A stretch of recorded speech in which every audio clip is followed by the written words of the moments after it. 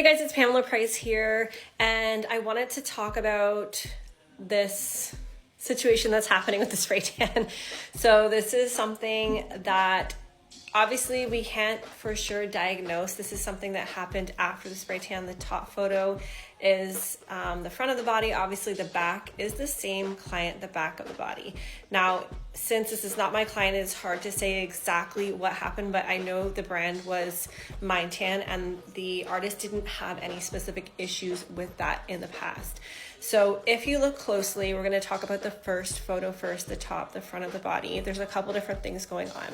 Number one, it looks like the solution has not been rinsed off properly because you can actually see kind of on her top left shoulder there's like these, looks like a leaking and there's like demarcation where it's like darker around the outside and there's some kind of looks like a greenish tone, and I know Mind Tan is known to have more green undertones. So first is first, I believe that the solution is not rinsed off fully off the skin. Secondly, you're going to see there's topical bronzer kind of resting in certain areas of the skin. Again, this could be related to improper prep or improper rinse. However, what concerns me the most is these really dark spots where you can see that the bronzer and the DHA is actually adhered to these spots. Now, since I'm not a dermatologist, I clearly cannot diagnose this, but with doing spray tanning for 15 years, I've never personally seen anything this extreme before, but I have seen the solution adhering to these different spots on the body. Typically when it's happening, it's much more mild, like it's not very noticeable, but if you look very closely, you can see that the skin texture is actually raised. And I believe it probably is Tinea Versicolor, which is basically a fungal skin condition.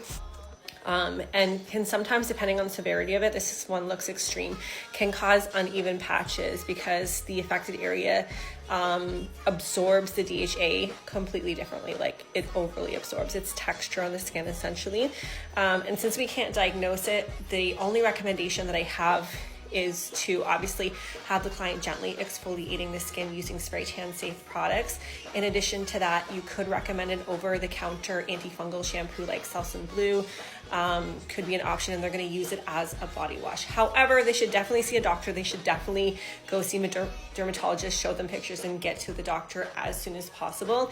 And then I would say when the skin clears up, I recommend for them to come back in and providing them with the proper pre and post care and kind of inspecting the skin prior to doing the spray tan to make sure that the skin texture looks nice and even, they've exfoliated, and there's no concerns, because obviously if there are skin concerns, the spray tan is most likely not going to develop evenly. So I would say pay attention to sort of the condition of their skin and make sure you're asking the right questions in the intake form, and be very mindful when, pre and post care, and have them back and see if you can solve this problem, because this is not very common.